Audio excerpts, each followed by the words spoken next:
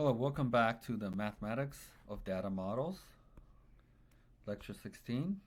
This is a Northeastern University course called CS 2810. I am Professor Wu, and today we're going to continue on the concept of expectation and variance. So, the population of the United States is approximately 315 million people as of 2013.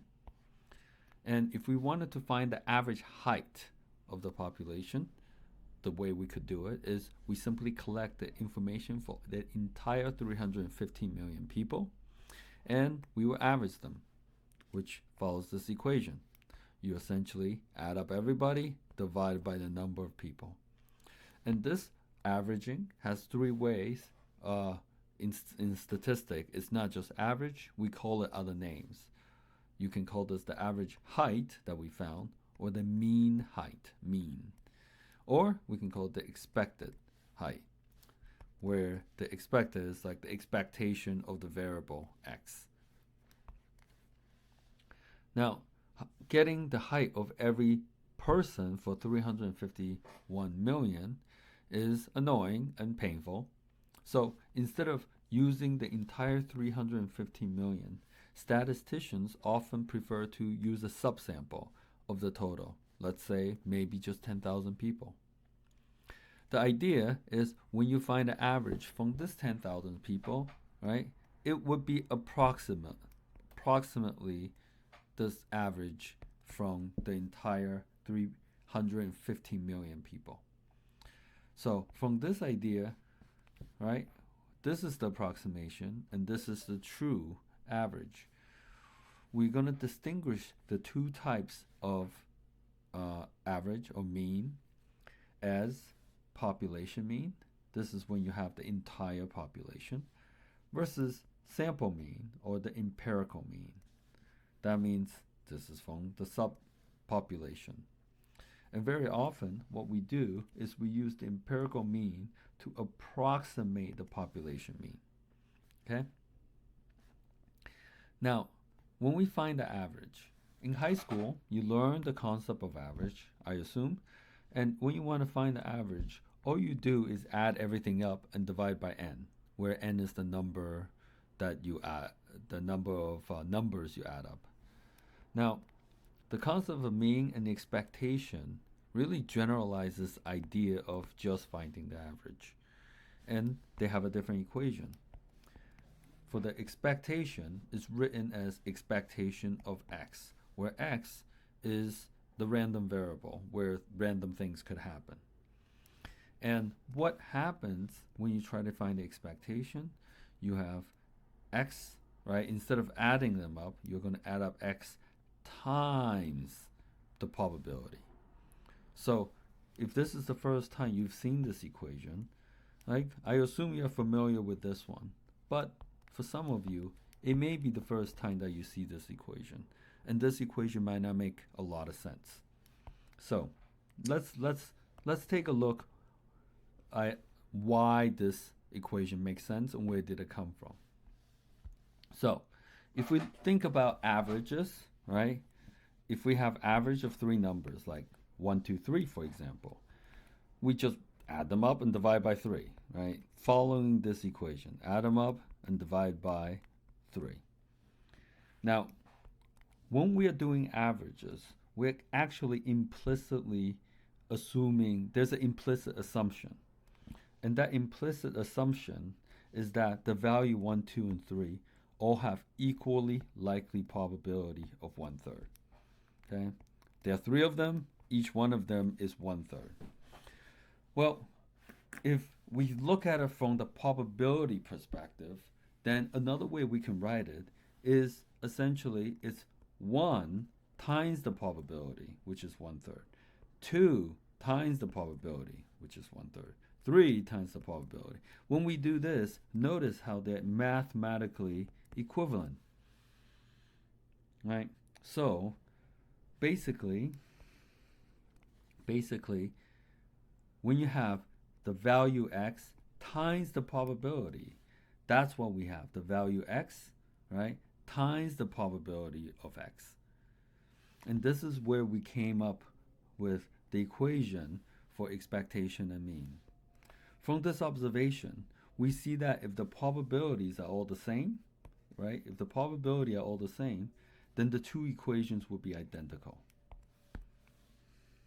However, because this right here assumes that the probability of event are the same, right?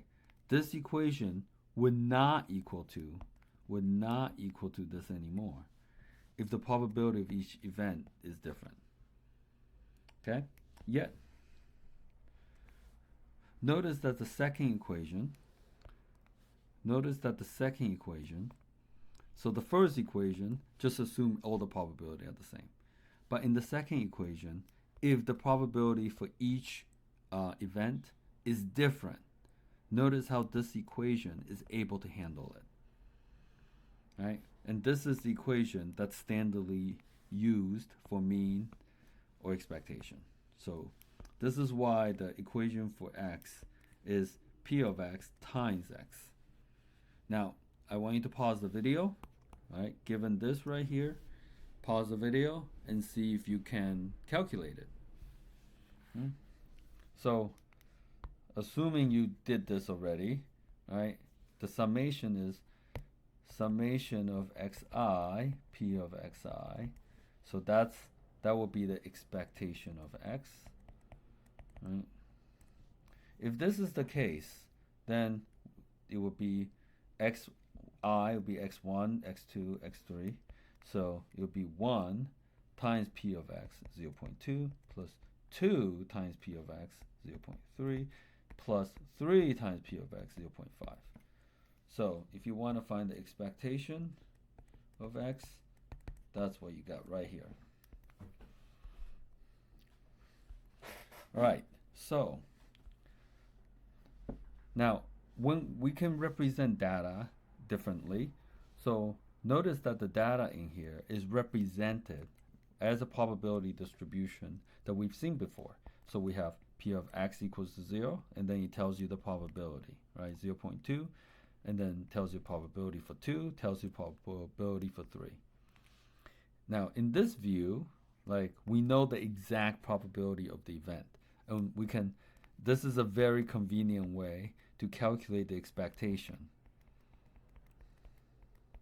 right? So this way we can do that.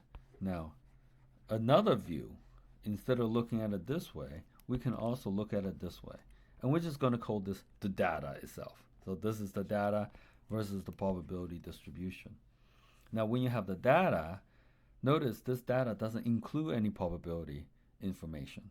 However, we can still approximate it, right? And if we were to approximate it, this would be 2 out of 10, 3 out of 10, 5 out of 10. There we go. So we can still approximate this. And in this particular case, if we were to find the average here, the average value versus the expected value here, they're going to be the same, identical. You see, this, which is p of xi summation xi, and this one is just summation of xi divided by n. They are exactly the same. And this is actually coincidence. It happens to be identical. And this is not always the case. Not always the case. The average value, right? The average value from here came from the subsample population. So this came from the population. The expected comes from the total population. And very often we use the average as an approximation of the total population. Okay? In this particular case, it turned out correct. But your population might not be perfectly representative. So let's say we rolled die 5 times and got these numbers, right? So we didn't even get, like, out of 5 times, we didn't get 5 or 6. So based on the data, then we would say probability of 1 is 1/5. Then the probability of 2 is 2/5. And probability of 3 is 1/5 again. Probability for 4 is just 1/5 again. So probability of 500. So based on the data, right, then we are still able to get the probability. But like I said, this is the probability from the sample and not the whole population. So assuming that this is a fair die, then we intuitively know the probability for each one of them is really 1 out of 6. Right? So we know that's the case. And in this case, if we were to calculate the average, and then we would calculate the expectation, well, it's not going to be the same, right? This, they are not equal to each other. So, like I said, the sample is just an approximation. So this is the sample, and this is the approximation, right? And this is the true value. So this is trying to approximate this. Now, as we get, right now we only have 5 samples. But if we start using more and more and more and more samples, then the larger the sample size, then the more accurate the approximation. So if we do 100 or 1,000, right, then we're going to approach this number. Now we keep coming back to the same thing. Population versus sample. You need to distinguish them and know that they're different. Also, when you average the whole population versus averaging just the subsample, they are going to be different. However, we can use the subset of the population to gain insight into the total population, where if we use a subset, this is going to actually approximately equal to the total. So you can kind of see intuitively why we can do this approximation. But why can we do this? Why is this true? And this is based on a very famous mathematical proof called the law of large numbers. Okay? So with law of large numbers, it's essentially saying that we're going to divide the average, so this is the sample mean, by with the equation like this. So you add everything up and divide by n. So that's what x bar is saying.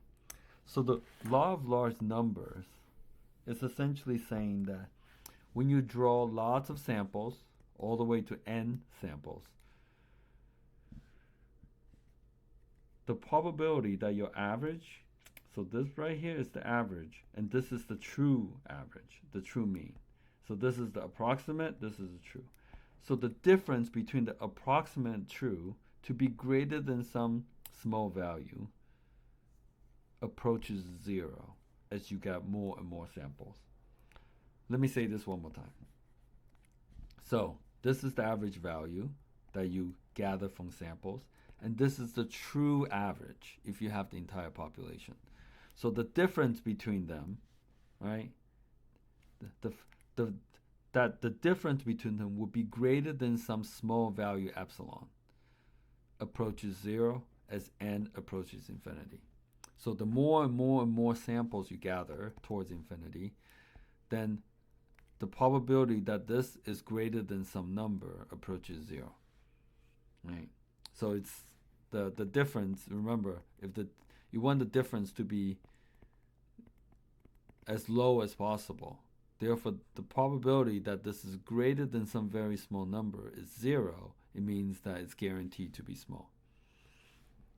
So this law tells you that if you use the average, your approximation and the truth is going to get very, very close to each other as you gather more and more and more sample. So at this point, we have several cases. The first case is if we know the population mean. So if we know the mean, if we know the population. So in the case where we know the population, then the mean, which we use mu, or call the expectation of x, is calculated with xpx. This is for the discrete case.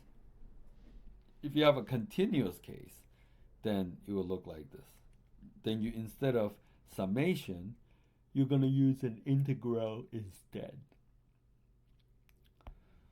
So this is if the population is infinite, and if the population is finite, then the expectation would just be the average. Okay? So this means that when we say the population is finite, it means it's 10, 20 instead of infinite. So if you have 10, 20 instead of infinite, then you can just add them up and then divide it by n. So finding the average when you have the total population is the same as the sample. So this is the first case where you do have the total population. In the second case, where you don't have the total population, then you're just calculating the empirical mean. Then the equation is simply adding it up and then divide by n. So you're finding the average. Now, in terms of notation, it's important to note that the true mean, we're going to use mu to represent that. And the sample mean, we're going to use x bar so that we can tell them apart. Okay? So in this particular case, if we want to find the average, the expected x, it will essentially, you have to take the integral of xpx. It will turn out to be here, and this is why, very often, another name for expectation is the center of mass. All right? And this, you can see how this is the center of mass.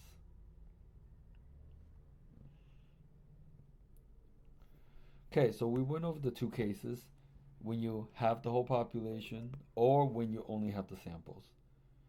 In this case, even if you have the population and you are required essentially to calculate the integral to get the expectation, we can approximate this integral. So you don't have to take integral. You simply have to take the average. So if you have large enough number, then this average is going to approach mu according to the law of large numbers. Okay, so I want you to pause the video again, see if you can solve. This is the probability distribution between A and B. That's the PDF. See if you can solve it without looking at the answer. So this right here is the answer. Okay, pause the video and give it a try.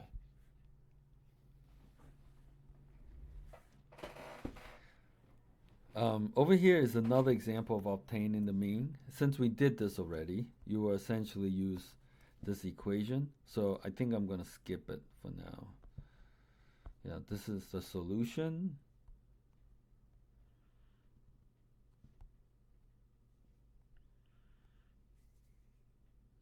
And it doesn't seem to be loading.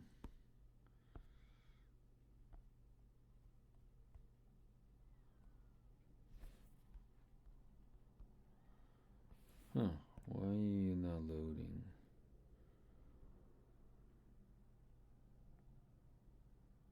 Okay, I guess, yeah, it's not loading.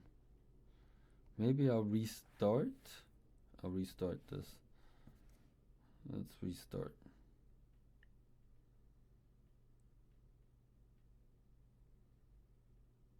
Okay, we did it. So, okay. So now we're ready to move on to the second idea for the day. So the second idea is called variance. Variance. Beyond expectation, variance is an equally important idea. Well, what does variance do? It's a number that tells you, measures how spread the data is. So if the variation between the data is large, then the variance will be large.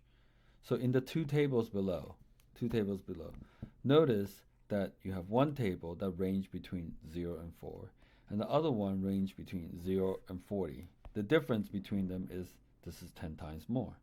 And if this is the case, then the variation for the larger numbers has a wider range. And you can see that right here we have two data sets. The variation between this is very wide, whereas the variation for this is very narrow.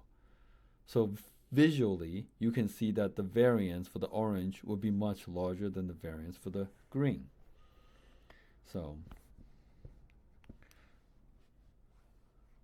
So the concept of variance, right? You can understand it is through the center point. If your average, the way they measure variance is if you look at the average of your data, distance from the center. If on average the distance is very far away, then it has a higher variance. In contrast, if the distance is very small, then for those cases, you can say that the variance is much smaller. Okay? Take a second and see if you understand the variance. The concept of variance essentially measures how spread out the data is. And you can see that the orange line is much more spread out than the blue line. So how do we go about calculating the variance? Well, I told you previously, we want to know on average how far samples are from the center. So over here, let's look at the two data set. So X, first data set, and the center is 2. The second data set, the center is 20. So we want to calculate, right? We want to calculate how far each sample is from the center.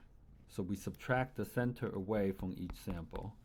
And when you do that, right, these are the numbers that plugged in. When you do that, you get -2, -1, 1, 0, 1. Notice, if we want to average all the distance from the center, it's going to get a 0, right? If we take all the numbers and average them, it's just going to give us 0 because the positive and the negative are canceling each other out. So that doesn't make sense because if you're talking about variance, the positive and the negative canceling each other out, getting a 0 doesn't make sense because there's obviously a variation here, right? So a 0 can't be. So notice in this case that the variance,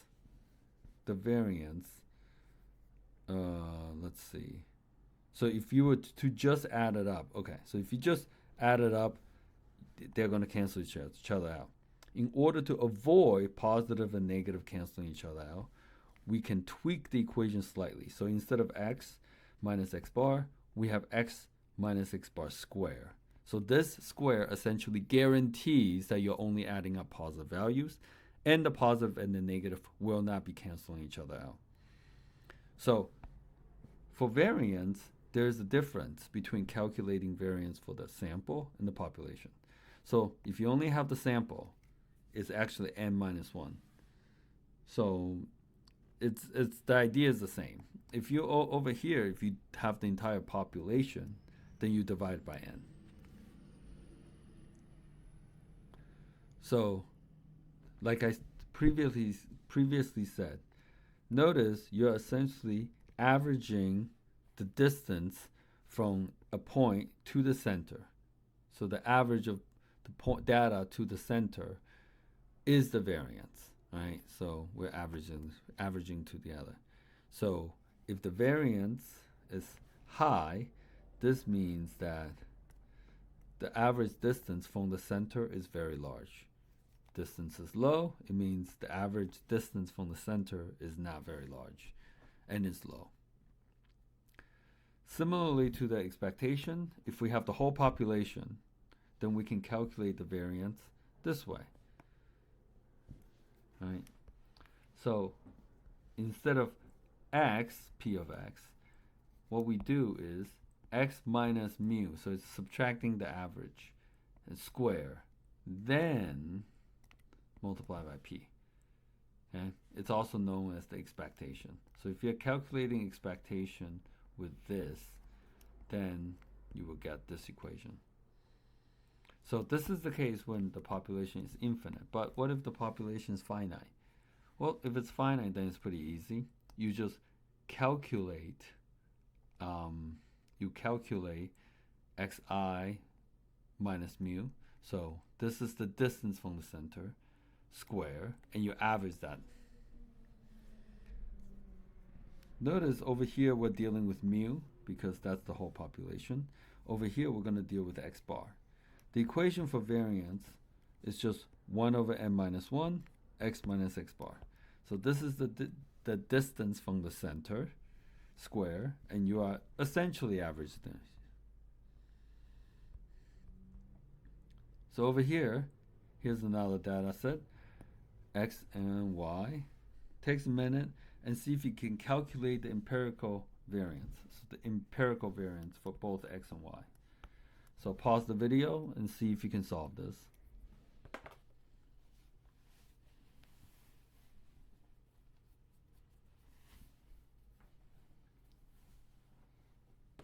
Okay, let's move on.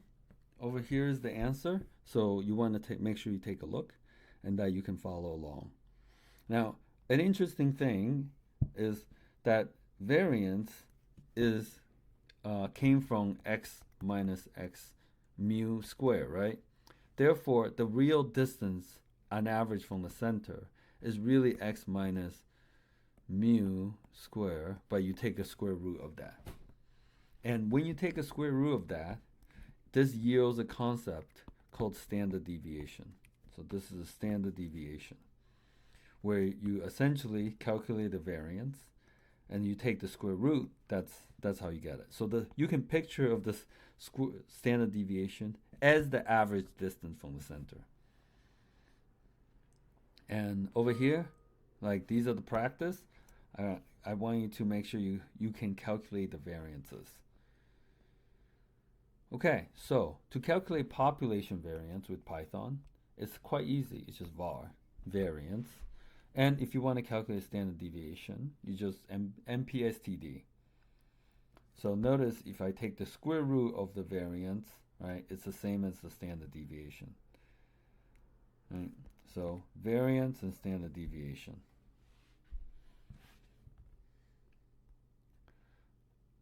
There's one more. NP.mean. That tells you the average. Okay, so now that we know expectation and a little bit about variance, there's a whole point to this, right? Starting from the probability section, I was trying to convince you that knowing the probability distribution, P of X, is really, really useful. And we kind of looked into like the dating, like by knowing the probability distribution, we can make decisions on what topic we want to talk about. So the key is then, how do you identify this? There's several ways to identify P of X from the data, and one of the easiest way is just through histograms.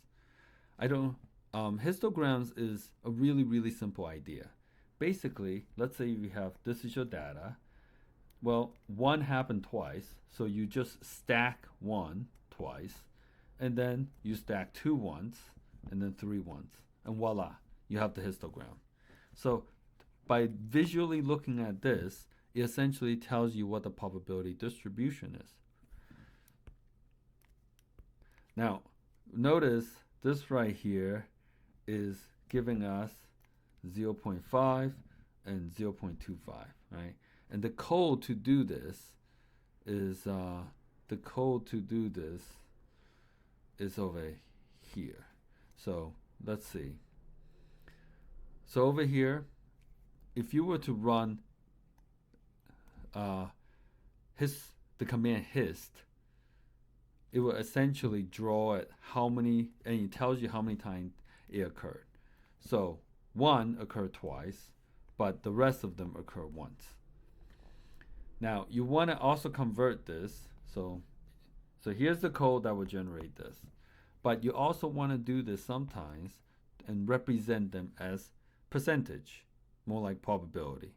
So you can use this code to essentially represent the probability, where this is 50% and these are 25%. So make sure you can do both commands. Now, if we draw histogram by hand, like why don't you take a look at this data and see if you can draw it by hand. Pause the video, take a second, and we'll move on. Now, if you try to draw this data by hand, it will look something like this. Okay? So hopefully you got it. All right, next, use histogram for continuous data. Now, for continuous data, because it's not discrete, like these are discrete, 1, 2, 3, 4, 5. For continuous data, what we do is we divide them into bins. So in this particular example, we pick 20 bins. Right? So if a number falls within the range of the bin, then we increment that entire bin. All right, so we increment the bin. And so you can also visualize data that are continuous as opposed to discrete. And notice how I call the histogram to do it. So the hist command will automatically draw it for you. All right, so now I want you to go to the course website and find these 3 CSV files. So this is the practice for the day. One is on SAT scores. The second one is how long you wait in line during lunch. And the third one's average student age. So what I want you to do is follow the code and see if you can generate the histogram. So these are the 3 histograms. That's what it's supposed to look like. And then what I want you to do is calculate the average value. So where's the expected? Hopefully you remember the average the value, which is the expected value, is expected x is summation of p xi xi. But since you have the whole population, well, since you have the population here, you can just essentially find the average. Okay. Now, next, calculate the probability that someone score higher than 1300.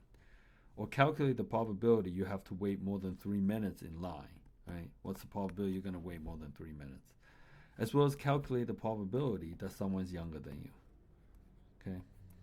So give these a try. I hope this is not too difficult. Well, I'll see you next lecture.